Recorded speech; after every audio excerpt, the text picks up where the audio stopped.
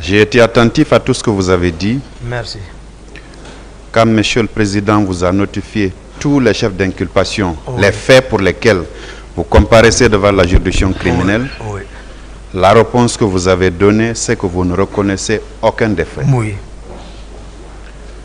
Vous vous êtes expliqué de long à large. Des questions vous ont été posées. À mon tour, je vais vous poser quelques questions. D'accord. Ce sont des questions de consolidation que je tire sur un rapport de Human Rights Watch. Oui. Parce que vous avez été formel, que vous êtes venu au stade dans l'unique but de rechercher Monsieur Moussa Dadis Camara. Oui. Ne l'ayant pas trouvé, Oui. vous avez vu des scènes auxquelles vous aviez été sensible selon vous. Oui, selon moi. Et d'autorité, sans que vous ne receviez une quelconque instruction de qui que ce soit, vous vous êtes employé à tirer les leaders politiques de cette situation-là. Alors, ces mêmes leaders ont été rencontrés par Human Rights Watch et ils ont fait des déclarations. D'accord. Au prime abord, parlant des agressions des chefs de l'opposition par la garde présidentielle, à la page 43, il est dit ceci. Alors que les soldats de la garde présidentielle s'en prenaient aux sympathisants de l'opposition sur le terrain central du stade principal, leurs commandants se sont mis à la recherche des principaux dirigeants de l'opposition qui étaient restés sur la tribune principale avec de nombreux autres membres haut placés du parti. Un des gardes de corps de Selouda Diallo, un dirigeant de l'opposition, Human Rights Watch, avoir vu un groupe de soldats de la garde présidentielle conduit par le lieutenant Aboubakar Toumba Diakité et l'adjoint de Toumba. Le second, le lieutenant Marcel, se dirigeait tout droit vers les chefs de l'opposition.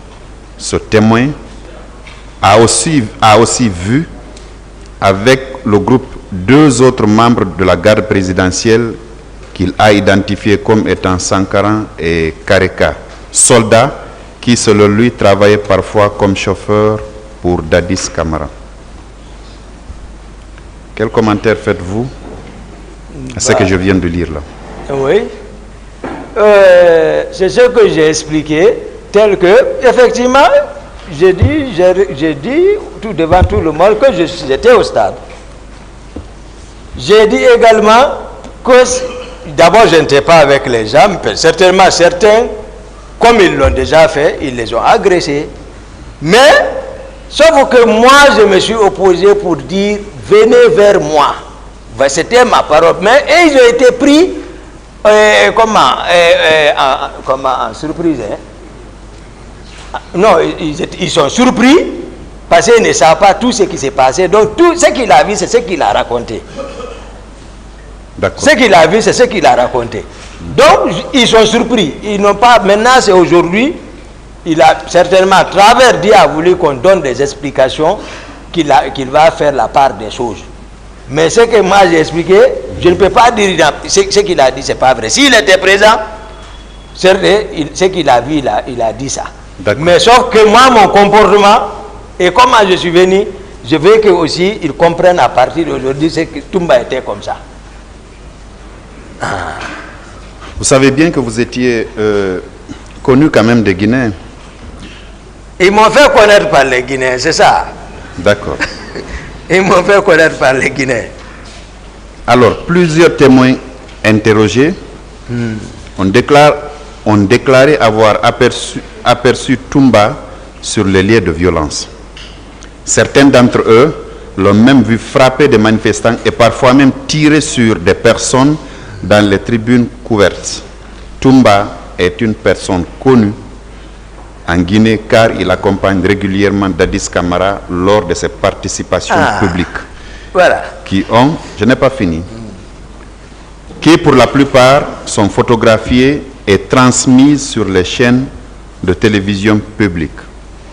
Plusieurs témoins ont affirmé que Toumba était facilement reconnaissable à la façon particulière dont il porte son béret rouge, bien enfoncé sur sa tête comme un bonnet de laine ordinaire. Une coiffeuse de 29 ans a raconté qu'elle s'était retrouvée face à Toumba alors qu'elle se dirigeait vers les tribunes en tirant dans sa direction. Je vous ai dit que vous étiez connu parce que vous accompagnez le président Moussa Dadis Camara à plusieurs de ces réunions publiques ou à plusieurs rassemblements. Donc, votre physionomie, la façon par laquelle vous apparaissiez, n'était pas méconnue des Guinéens. Et c'est justement une des Guinéennes qui a fait cette déclaration qui dit qu'elle vous a vu en tirant vers sa direction. Voilà. Ce que moi je souhaite, hein, oui, en toute sincérité, tous ceux qui racontent là devant Dieu, moi je les pardonne. Ce n'est pas eux que je vais demander pardon. Moi je les pardonne. Cette déclaration-là n'est pas vraie. N'est pas vraie, mais je les pardonne également. Devant Dieu. Ensuite, une autre femme de 47 ans a décrit la façon dont elle a été frappée par Toumba peu après que ce dernier soit arrivé dans les tribunes couvertes. C'est à la page 44, vos avocats peuvent consulter. Elle dit ceci: Toumba lui-même m'a frappé. C'est arrivé dans la zone couverte lorsque nous avons essayé de partir. Il est venu vers moi et dit: où est Dalin? Nous allons le tuer aujourd'hui. Où sont vos gens?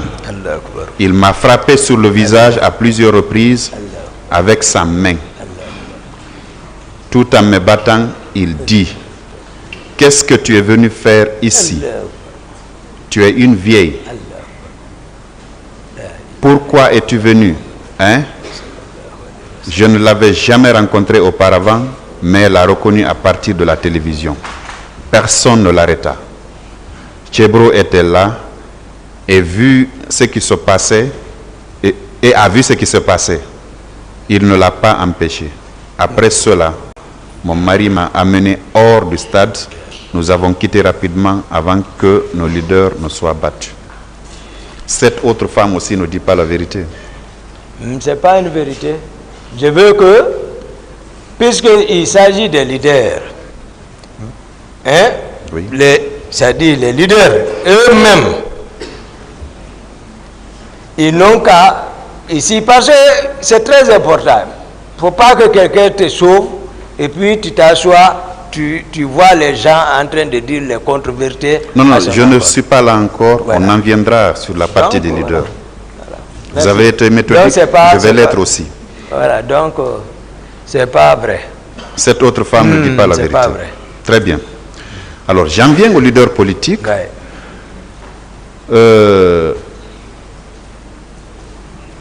Il y a une femme qui a fait une déclaration aussi, une dirigeante de l'opposition.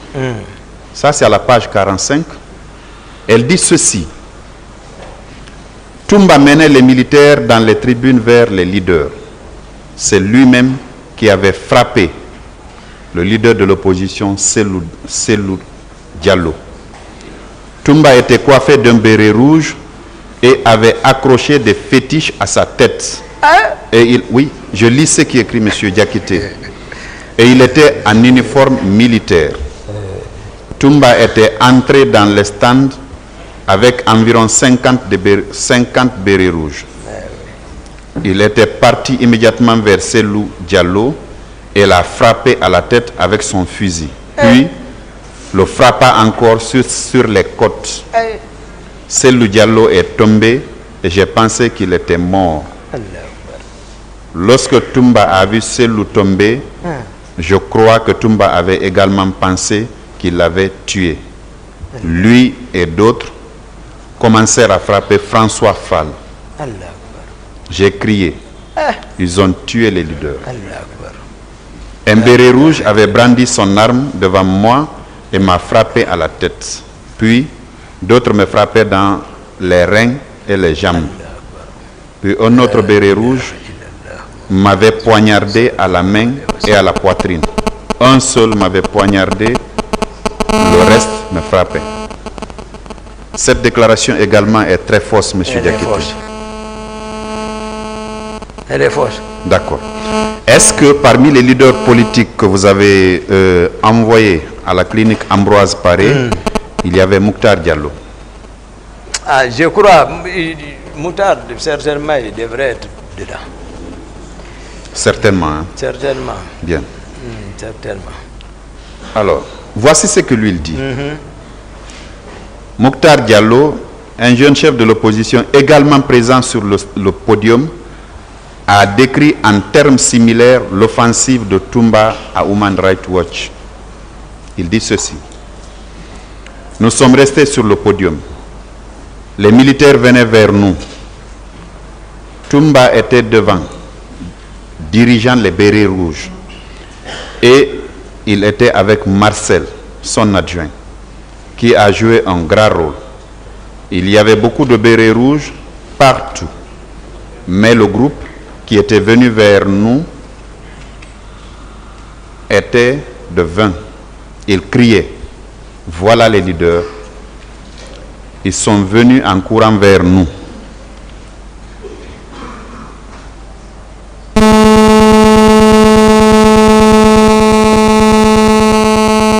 Toumba, à leur tête, a dit, venez à nous. Nous sommes allés vers eux. Ils disaient des choses terribles, qu'ils allaient nous tuer, qu'ils nous mangeront et que nous étions des salauds. Et ils nous frappaient avec les fusils et des coups de pied. Cellou Diallo a été le dernier à quitter le podium et il a été battu jusqu'à ce qu'il arrive sur la pelouse. Nous avons pensé qu'il était mort. Nous qui étions les 3 autres dirigeants de l'opposition, nous nous sommes tenus les uns les autres pour nous protéger. C'est ce qu'il a dit.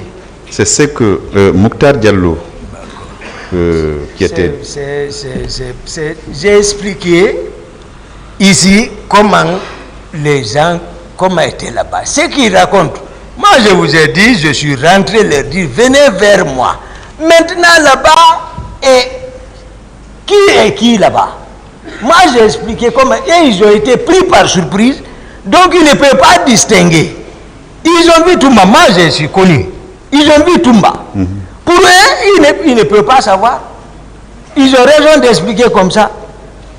Pour dire effectivement, Toumba est venu, il a dit venez vers moi, c'est vrai. Mais quelle a été la suite?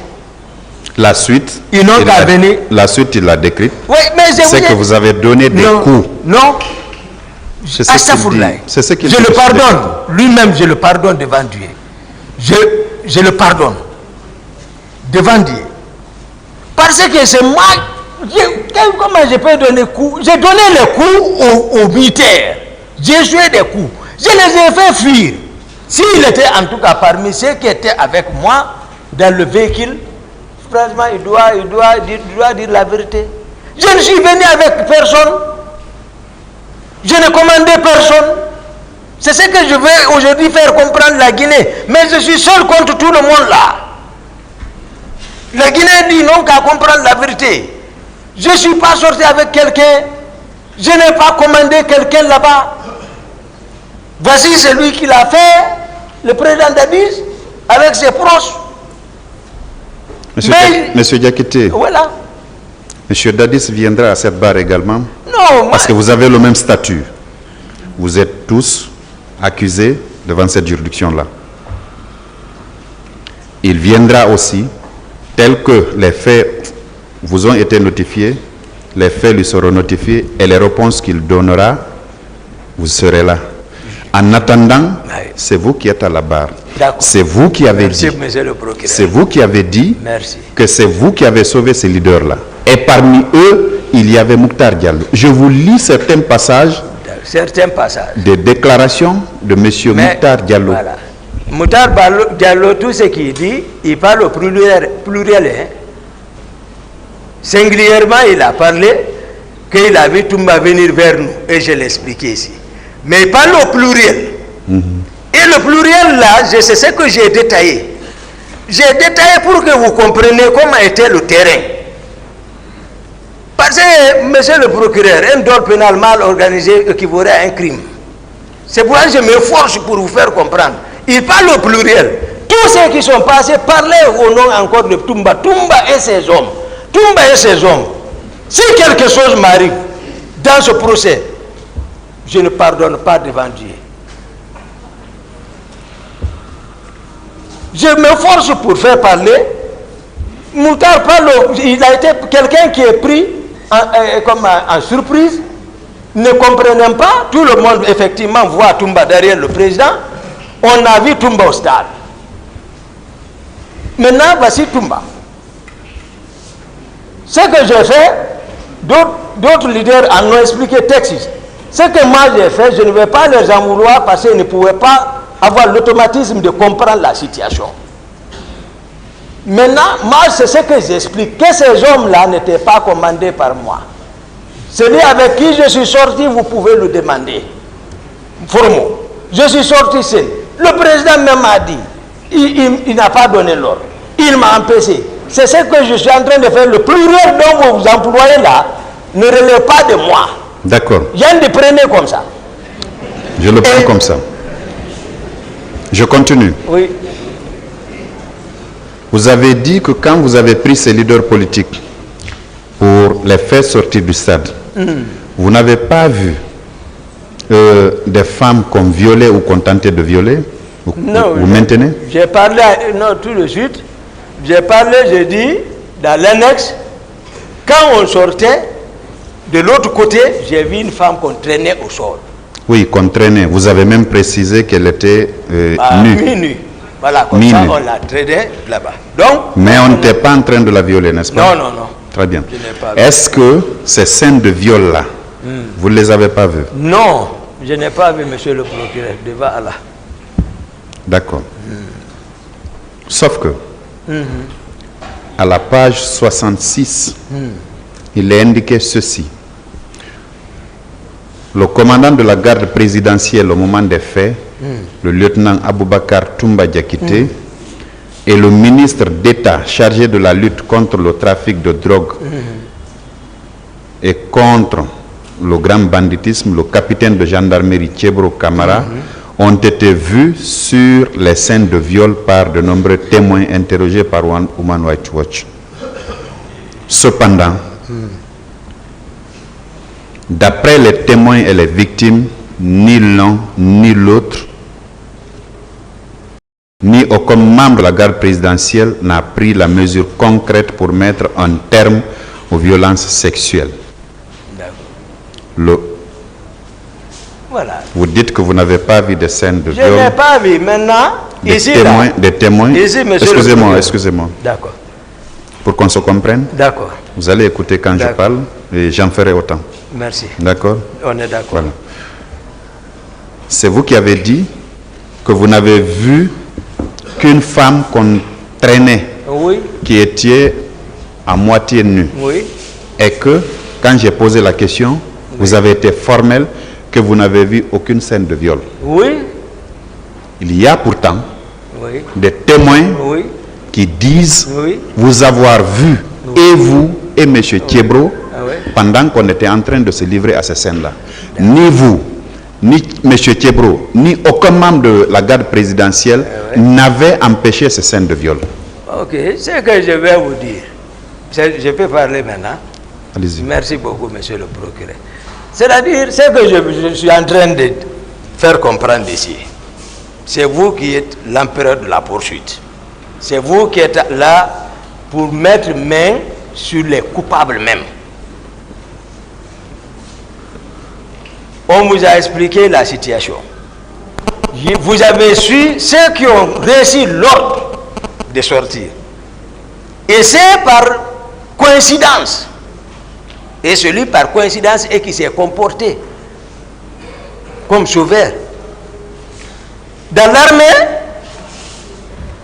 vous, c'est-à-dire ceux qui ont reçu l'ordre, vraiment de partir au stade, c'est eux qui en ont responsable et celui qui a donné l'ordre. Mais en toute sincérité, je me suis efforcé pour faire comprendre. Je n'ai aucune connaissance de cause d'abord sur ce qui s'est passé ces jours. Ça, c'est de la vérité. Sincèrement. Parce qu'on ne peut pas me faire parler, me faire des exercices comme si ma présence, il y a une connaissance de cause. J'ai expliqué depuis en amont. C'est que je veux que le ministère public comprenne. Donc, je n'ai aucune connaissance de cause dans ça. Maintenant, ceux qui ont témoigné comme témoins, je suis en train aujourd'hui de leur faire comprendre la vérité. Parce que dans tous les cas, nous tous, nous allons mourir. Mais il ne faut pas que ça dit qu'ils accusent quelqu'un, ce qu'il n'a pas fait, et que le ministère public aussi se trompe de cible. Le ministère public ne se trompe pas de cible, monsieur Diakité. Non, il ne se trompera pas. Le ministère public est dans son rôle régalien. Régalien, tout à fait. Voilà. Nous ne nous tromperons jamais de cible. Toumba n'a pas fait ça. Jamais alors. Jamais. Jamais. Ainsi soit-il. Ce que je dis. Oui. Je donne même les pages, c'est pour permettre à vos avocats de consulter le document sur la base duquel je suis en train de vous poser des questions. Et je l'avais dit à l'entame de mon propos. Ouais. D'accord? Je donne les pages. Ouais. La question que je vous ai posée, elle est toute simple. Est-ce que vous aviez vu, quand vous sortiez avec les leaders, des scènes de viol? Non. Non. Non. Très bien. Merci. Après le 28 septembre, le 29 et jour suivant, Ouais. avez-vous entendu parler, puisque vous étiez dans l'enceinte du camp, aviez-vous entendu parler qu'il y avait des personnes, des manifestants qui étaient retenus contre leur volonté dans ce camp-là, auxquels on faisait subir toutes sortes de supplices? Non. Vous n'avez pas entendu parler? Non. Vous n'avez pas entendu des cris de détresse d'une femme, d'un homme qu'on maltraitait? Non.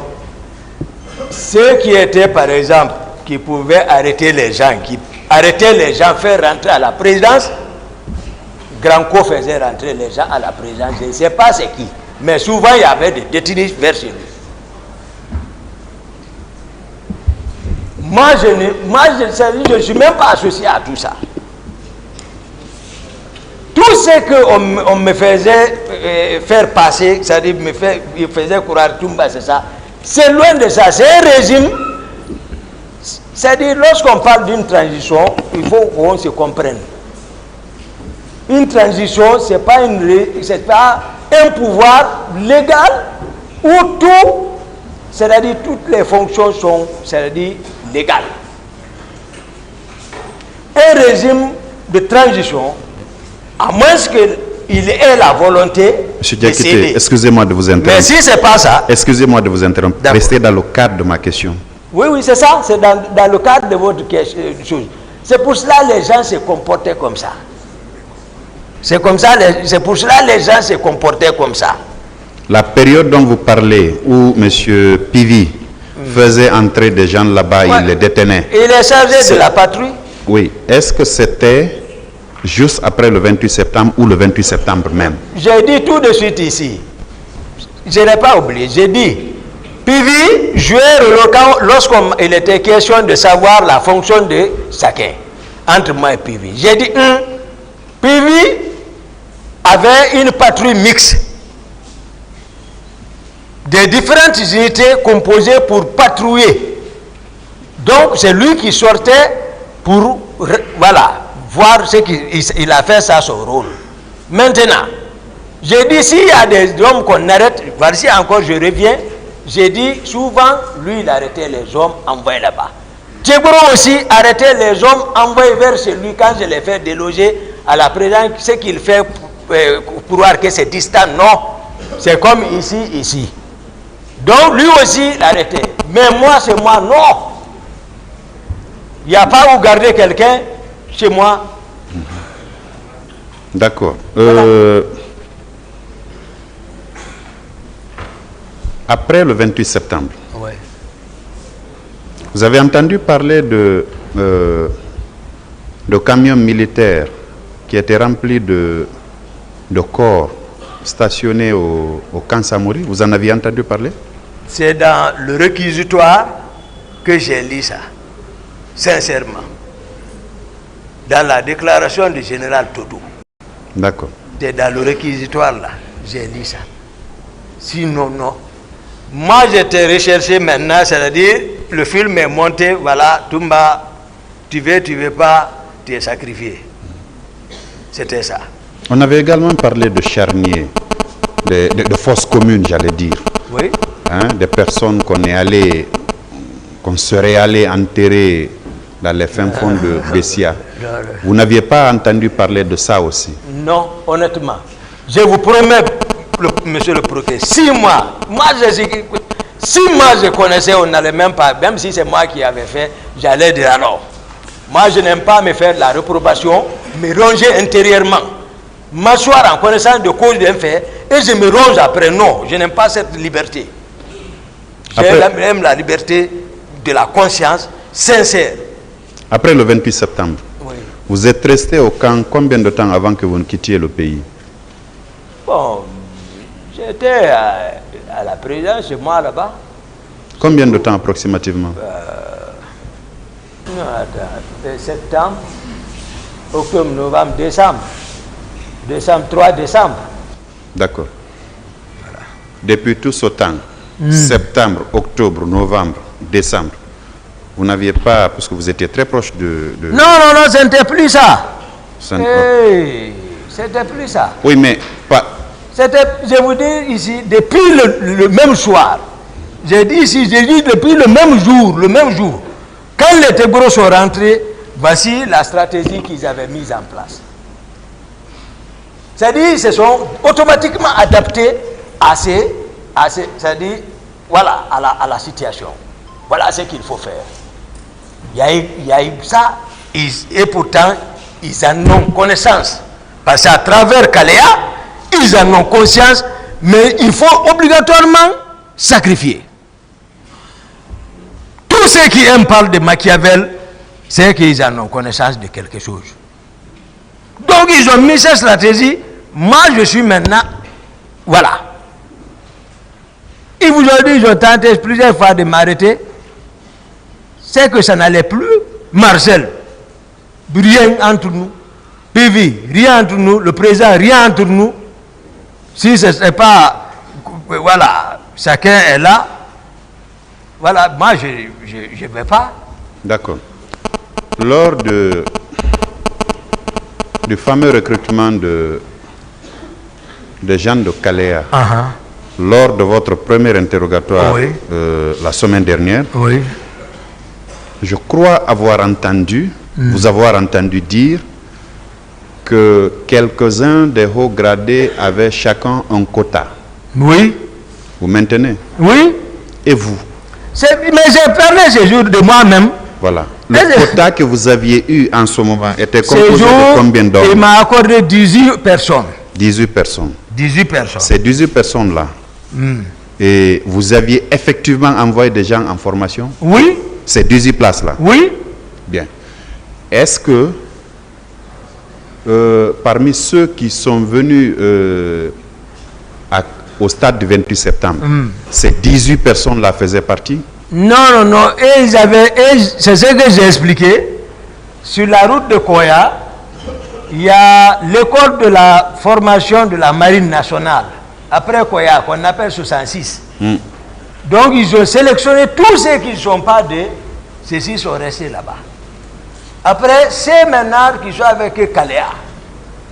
Maintenant, ceux qui sont restés à 66 ont été délocalisés encore vers le centre d'instruction de Kisdougou et de Kankan. C'est nous, les personnes que moi, par exemple, j'ai incorporées, et ils se sont retrouvés en eau et forêt. Ils ne faisaient pas partie des recrues de Kaléa qui non. Ah, c'est eux qui sont partis à Kisdougou. D'accord. Et à Kankan.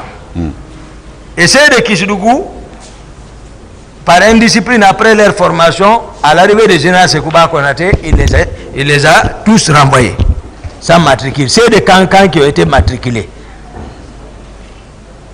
Mais c'est différent, voilà, de Kaléa. Ma dernière question. D'accord, monsieur le procureur. Après 13 ans, Oui.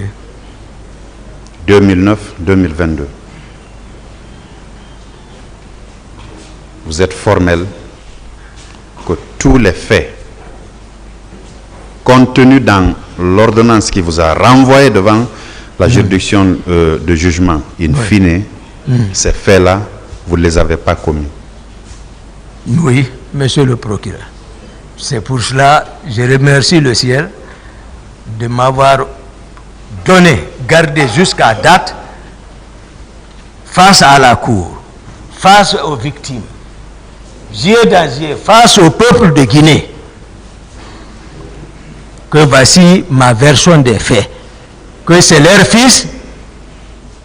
Tout ce qui a été dit a été monté, mais ce n'est pas moi. Je n'ai pas fait ça. Ce que j'ai dit, je veux qu'ils croient en ça. Et que tous ceux qui m'ont accusé, je les pardonne. Moi. Merci. Merci, monsieur. Merci, monsieur le Président. Merci, honorable assesseur. Bien, monsieur Toumba. Alors, pour finir, vous nous avez fait le plaisir tout à l'heure. Vous avez raconté ce qui s'est passé au camp Koundara. Comment Makambo est mort? Et comment vous avez réussi à vous extirper de cet arsenal militaire qui était là? Vous savez, moi, tout ce que j'ai fait, si ce n'est pas en rapport avec le Coran, moi, ce n'est pas mon problème. Moi, tout ce que j'ai fait, je réfléchis en rapport avec le Coran. Si c'est en rapport, je fais. Dieu dit, وَالَّذِينَ إِذَا أَصَابَهُمُ الْبَغْيُ هُمْ يَنْتَصِرُونَ وَإِذَا جَاءَ سَيِّئَةٌ مِثْلُهَا وَمَنْ عَافَا وَأَصْلَحَ فَأَجْرُهُ عَلَى اللَّهِ إِنَّهُ لَا يُحِبُّ الظَّالِمِينَ. Si je ne me trompe pas, c'est ça. Il dit وَالَّذِينَ أَصَابَهُمُ الْبَغْيُ هُمْ يَنْتَصِرُونَ وَجَزَاءٌ سَيِّئَةٍ سَيِّئَةٌ مِثْلُهَا وَمَنْ عَافَا وَأَصْلَحَ فَأَجْرُهُ عَلَى اللَّهِ إِنَّهُ لَا يُحِبُّ الظَّالِمِينَ. Il dit, Dieu dit, lui qui dit, il dit qu'il aime celui qui est atteint par l'injustice réagisse. Mais il dit, وَمَنْ عَافَا وَأَصْلَحَ فَأَجْرُهُ عَلَى اللَّهِ. Il dit, mais c'est lui aussi qui laisse pour lui Dieu. Tu dis, je laisse Dieu pour moi à Dieu. Il dit, le salaire de ça est plus grand que par rapport si tu payais pour toi. Mais si tu es atteint d'injustice, si tu réagis, ce n'est pas parce que vous êtes condamné par Dieu. Et peut-être ici, on peut vous condamner. Mais entre toi et Dieu, reste tranquille. C'est-à-dire, c'était une attaque injustifiée. Et il fallait une réponse proportionnelle à l'attaque. J'ai décliné mon carnet de ce jour. Ce qui m'a fait sortir à la présidence et jusqu'à ce qui m'a fait partir à Koundara. Il n'y avait aucune intention, rien, je m'attendais de rien. Ce qui n'était pas nécessaire, si ce n'était pas la mauvaise volonté du président qui pouvait, si voilà, comme moi je m'attendais, m'appeler peut-être, vu d'où nous venons, il n'avait pas besoin de se lever, venir et comme ça s'arrêter et puis venir me taper sur la tête. Et les autres n'avaient pas besoin d'engager leurs armes, m'encercler. les propos qui tenaient, Makambo n'avait pas besoin d'aller prendre un RPG contre moi. Souvent, le terrain commande. J'étais le seul capitaine de mon âme là-bas. Comme je l'ai dit, le plan qui était déjà mis en place depuis pour m'exécuter, pour dire voilà, on est venu l'arrêter pour l'affaire du 28 septembre, maintenant il est mort, c'est fini. Sans témoin, c'est fini. Moi, j'ai pris ma responsabilité. J'ai bataillé avec Makambo, je l'ai maîtrisé. Oui. Parce que j'ai tiré sur Dadi, c'est la tête du serpent, c'est lui qui en est responsable. Et le féticheur l'avait dit. Les autres ont tiré. C'est Dieu seul qui sait.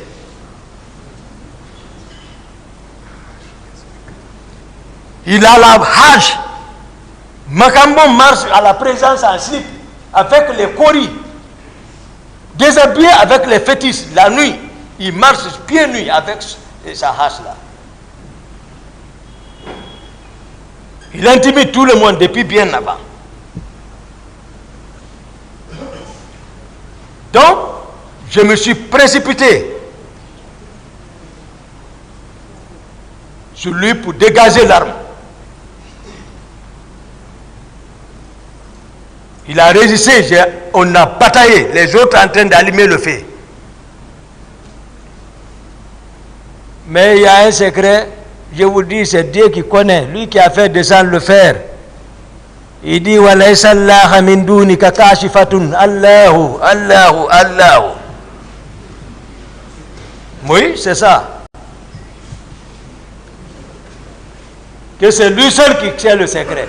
Même si tu es préparé, c'est le fer qui coupe le fer. Ne dis pas que tu es préparé.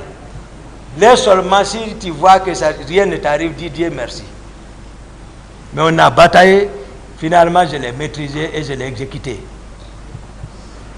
Parce que c'est lui qui en voulait. Les balles venaient de toutes parts. Ils ont fui, ils sont descendus dans l'océan, dans la mer là-bas. Général Baldé, il a eu la chance, je ne l'ai pas pris. Parce qu'il était caché, pour vous dire, ils sont mauvais. Là où il était caché, celui qui est parti le trouver là-bas, il n'y a pas ce qui n'a pas parlé là-bas. Pour lui, il l'amenait vers moi, il est agrippé sur les pieds de ce dernier. Ne m'amène pas, ne m'amène pas, ne m'amène pas. Lui, il a tiré. Quand lui, il a laissé, il a nagé jusqu'à Bolbinet. Après, il est parti prendre la famille de ce dernier automatiquement. Arrêter la famille de ce dernier. Il a fallu que Fouta se lève pour... les commandants, les autres à l'époque se sont levés pour aller lui dire non, tu ne peux pas venir arrêter la famille de l'autre comme ça. Et mieux, il ne t'a pas envoyé là-bas. Après, il les a libérés.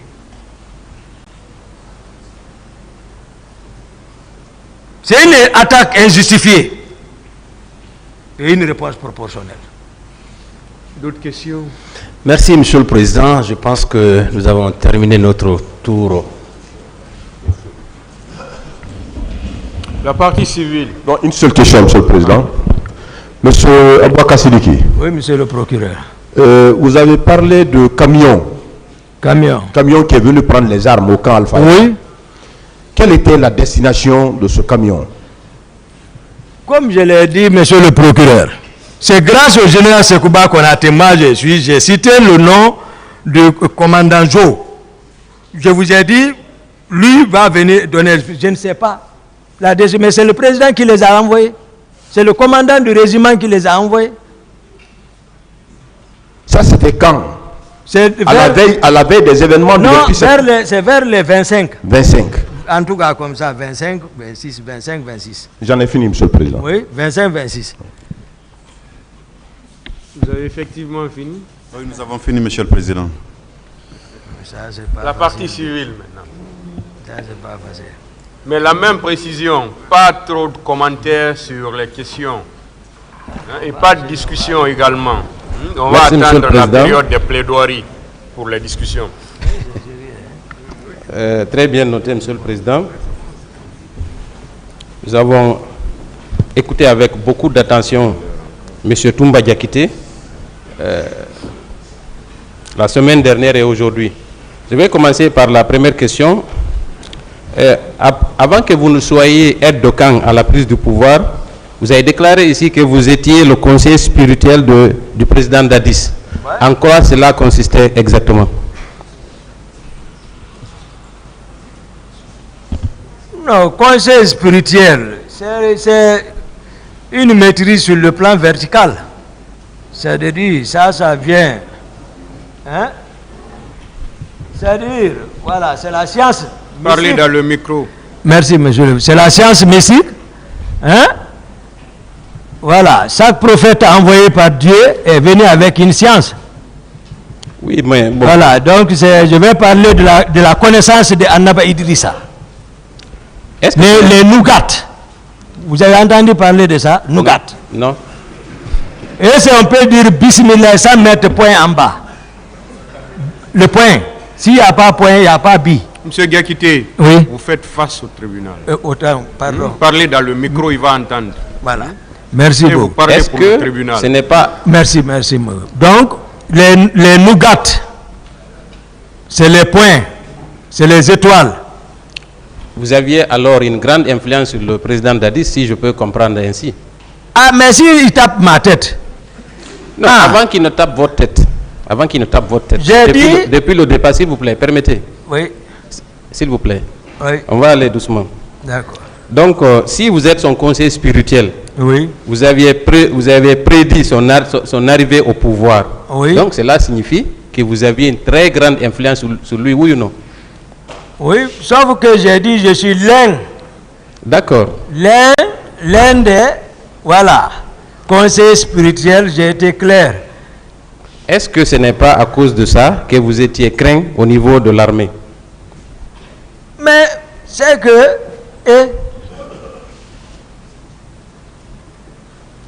Oui. Tout ça, c'est Dieu, je ne sais pas. Mais en tout cas, mon parcours montre combien de fois moi je ne me suis pas amusé. Je suis un bon soldat, c'est tout. Vous savez, un général ne vaut qu'à travers ses soldats. Hein? Un seul général dans une bataille ne peut pas faire grand-chose sans la troupe, n'est-ce pas? Oui. D'accord. Donc, dites-nous alors, combien d'hommes étaient à votre disposition après la prise du pouvoir? Dites-nous, il y avait combien d'hommes? Non, c'est-à-dire, moi, je vous ai expliqué d'abord le rapport de force qui a conduit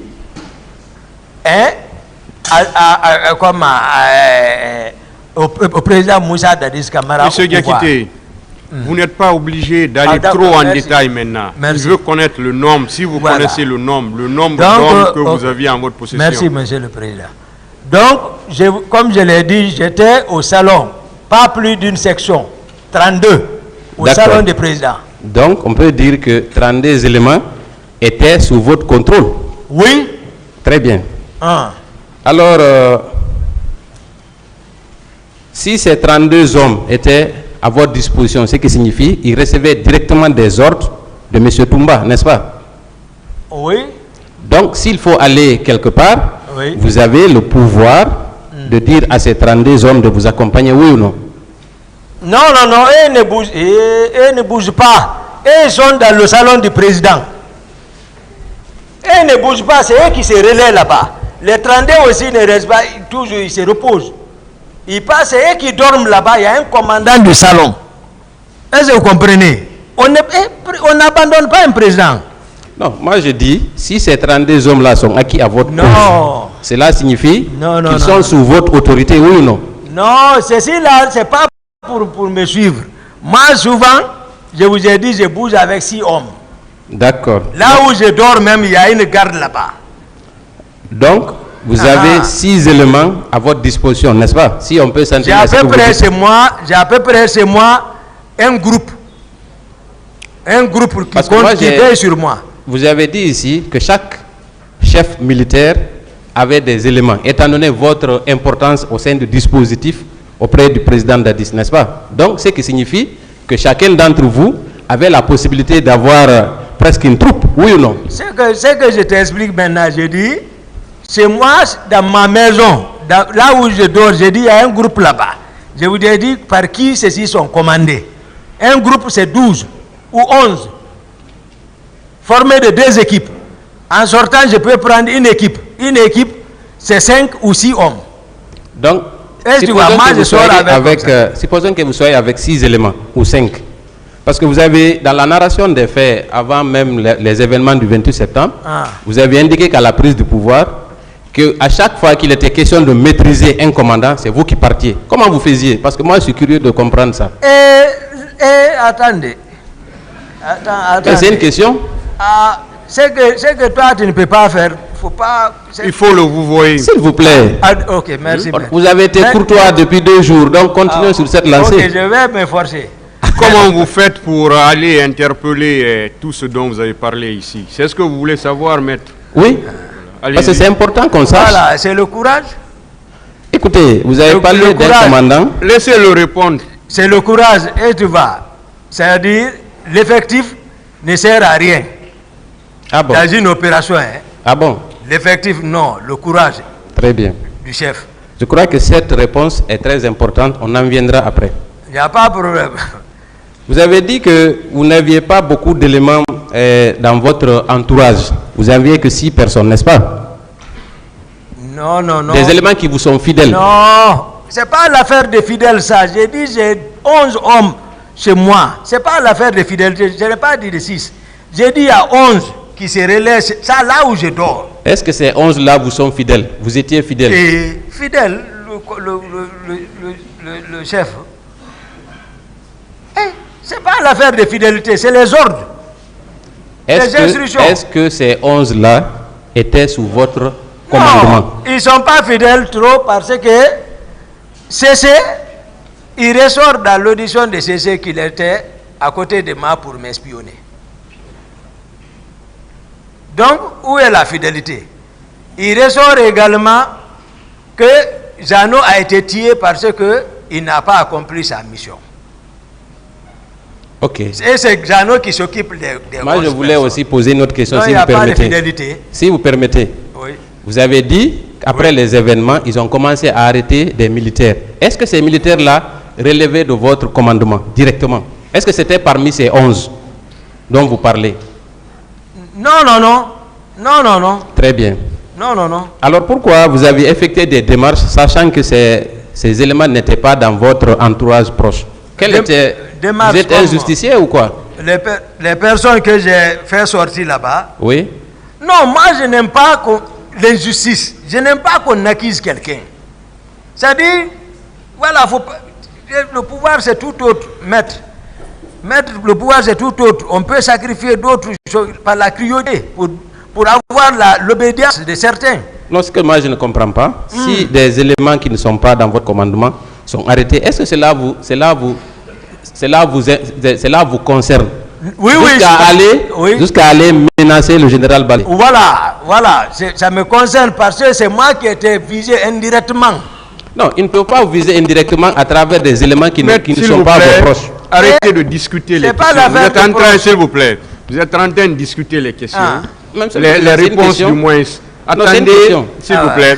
Il répond, il va finir de répondre. Si votre question a été bien répondue ou bien si ça n'a pas été bien répondu, là vous reposez votre question autrement. Mais là vous êtes en train de discuter sa réponse avec lui. Donc je vais reprendre la question. Voilà. J'accepte, Monsieur le Président. Je vous ai posé la question de savoir pourquoi quand on arrête des militaires qui ne sont pas sous votre commandement, pourquoi vous intervenez pour les faire libérer? S'ils sont injustement arrêtés, il faut qu'ils soient libérés pour ne pas qu'ils soient vraiment accusés comme ça à tort. Je ne sais pas la cause. En principe, si je suis à côté du président comme aide de camp, je dois en être informé dans les conditions normales. Est-ce qu'il n'est pas plus logique de dire que vous interveniez parce que ces éléments dont il est question relevaient de votre entourage direct? Non, non, non, c'est pas ça, maître. Très bien. Ne pensez pas comme ça, c'est pas ça. Très bien, je vais avancer. Ouais. Je vais venir maintenant à la planification des événements du 28 septembre. À partir de quand, à votre connaissance, la planification des massacres du 28 septembre a commencé? De votre expérience, étant donné que vous étiez dans le cercle restreint du pouvoir, à quel moment on peut situer la planification? Ça, c'est pas... Moi, je ne parle pas de planification dans ça. Moi, je parlerai de coïncidence. De coïncidence? Je vais vous expliquer. Oui. Parce que, à ma connaissance, je n'ai pas été informé de ça après l'abbé. Moi, je dormais. Ils sont venus me réveiller. Ils m'ont informé, je suis assis dans mon lit. Je les ai dit, personne ne sort. Laissez la police et la gendarmerie, ils sont partis. Ils ont rencontré le président, il les a dit de m'appeler. Il m'a appelé. Ça, c'est dans les environs de 9h, 10h. Je me suis préparé, je suis venu à son rencontre. J'ai répondu. Je vous ai décrit. Si vous permettez. Oui. Est-ce que, à quel moment vous vous êtes rendu compte que la manifestation serait réprimée? À quel moment? C'est la question que j'ai voulu en fait poser. À quel moment vous vous êtes rendu compte? C'est quand je suis venu répondre à l'appel du président. À la rentrée, c'est là-bas. Quand j'ai même fait les mêmes gestes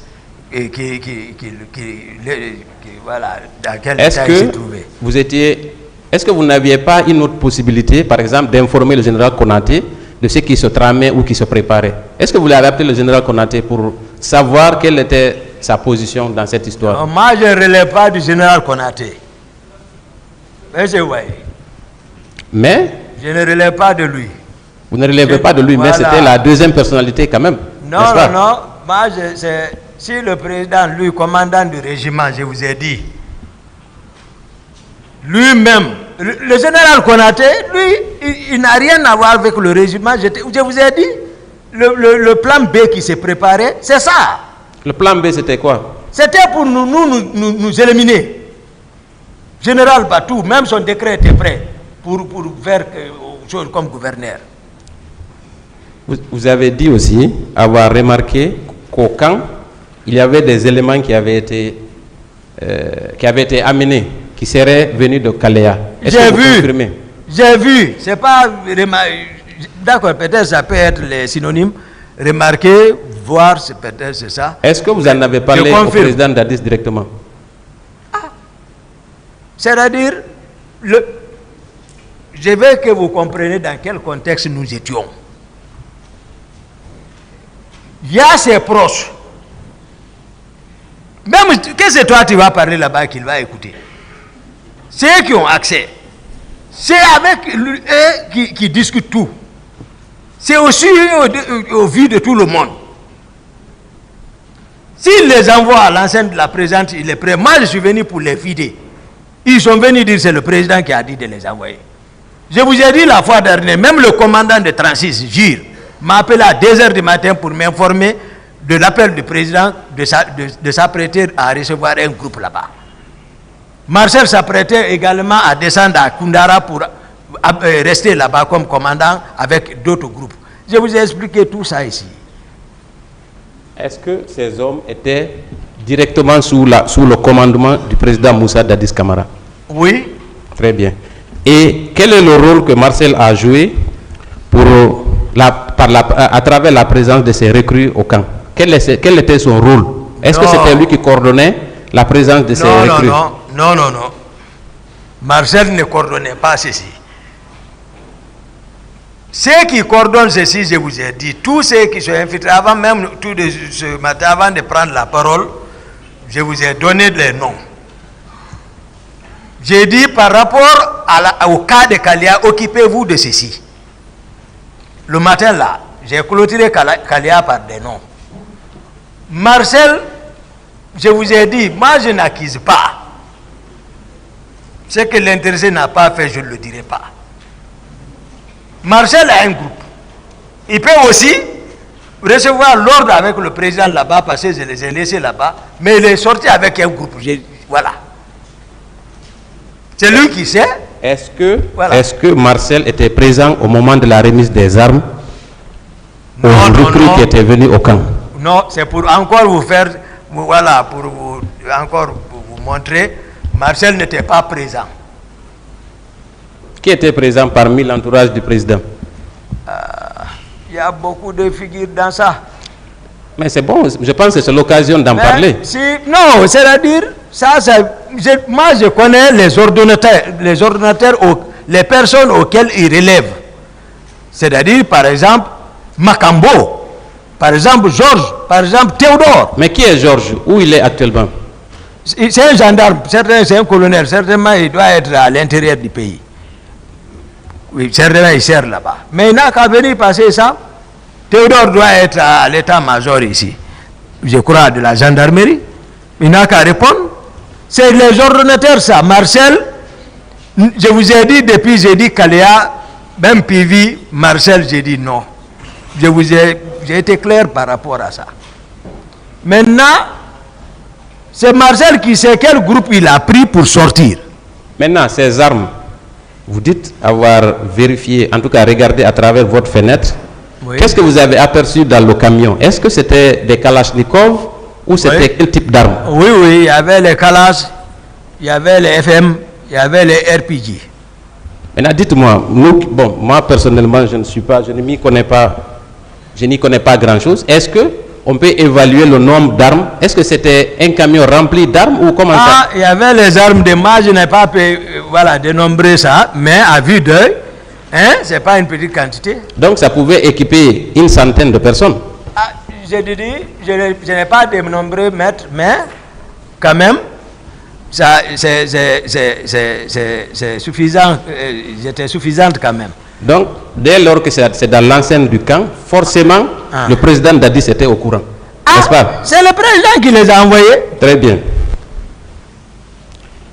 Monsieur Marcel a déclaré ici, il y a quelques jours, qu'il était malade et alité à la clinique Ambroise Paré. Est-ce que vous étiez au courant de ça? Voilà, son accident, c'est vrai, il a effectivement fait un accident. Est-ce qu'il est resté alité au camp pendant une semaine, la semaine qui a précédé? Non, il a fait un accident. Moi, ça n'allait même pas entre nous. Mais moi-même, je suis passé le voir à la clinique là-bas. J'ai même donné l'argent à un médecin là-bas. Mais il est sorti le même jour. Donc, ce n'était pas si grave que ça? Il est sorti, je vous ai dit, la réunion de Thomas, c'est nous qui avons présidé. Très bien. Très bien. Ensuite, il a parlé de comment se faisait la dotation en armes pour la garde présidentielle. Il n'y a pas l'affaire de dotation. Tout le monde est venu avec son arme. Depuis après la prise de pouvoir, il n'y a pas eu... Voilà. Tout le monde était avec son arme. Il n'y a pas l'affaire de dotation là-bas. Personne n'a été doté là-bas. Si on dit, peut-être, les camions là, certainement ceux-ci ont été dotés. Mais dire la présidence, il y a une dotation d'armes, non. Donc il n'y avait aucun contrôle sur les armes? Il n'y avait aucun contrôle. Merci beaucoup. Maintenant, je vais venir sur les questions concernant le stade. Oui. Je pense que la question vous a été posée, mais je ne suis pas très satisfait des réponses que vous avez apportées. Parce qu'il y a quelques zones d'ombre qui méritent d'être éclairées. D'accord.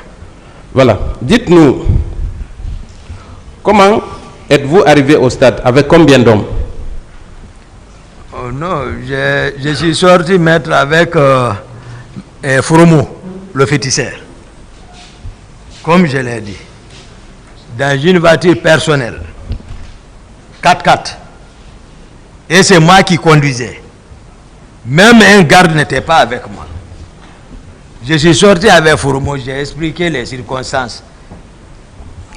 J'ai compris les circonstances. Maintenant, est-ce que quand vous êtes arrivé sur l'esplanade du stade, est-ce que vous n'avez pas contacté un chef hiérarchique ou en tout cas quelqu'un de l'entourage du président Dadis pour savoir est-ce qu'il était au stade? Parce que votre arrivée là-bas, c'était pour vérifier s'il était au stade et peut-être le ramener au camp. Est-ce que vous n'avez pas contacté quelqu'un pour savoir s'il était effectivement au stade? Si je n'ai pas contacté... Quelqu'un, oui? Non. C'est que d'habitude, quand Dadis sort, c'est qu'il est sorti. Moi-même, je vais à sa recherche. Plusieurs fois, je vous ai expliqué ça, maître. Plusieurs fois. C'est-à-dire, le protocole n'est pas respecté. Moi-même, c'est moi qui défaut. Parfois, je sors, je le cherche, je ne le retrouve pas.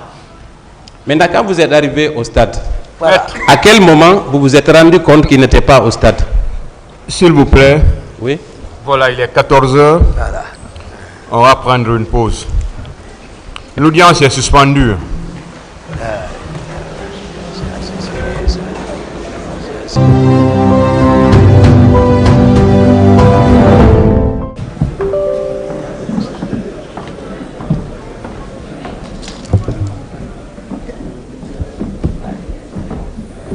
L'audience est reprise, veuillez vous asseoir.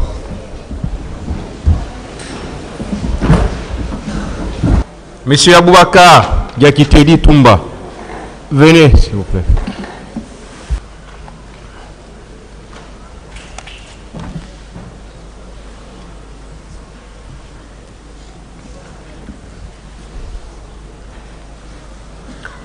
La parole était avec la partie civile. Je vous remercie, Monsieur le Président. Je vais poursuivre pour les questions. Monsieur Toumba. Monsieur Toumba Diakité. Oui, maître. Voilà. Vous avez dit ici que vous étiez allé au stade parce que vous pensiez que le président Dadis y était. Est-ce que vous confirmez cette déclaration? Oui. Alors, pour comprendre, un cortège est composé de combien de véhicules habituellement? Bon, d'habitude,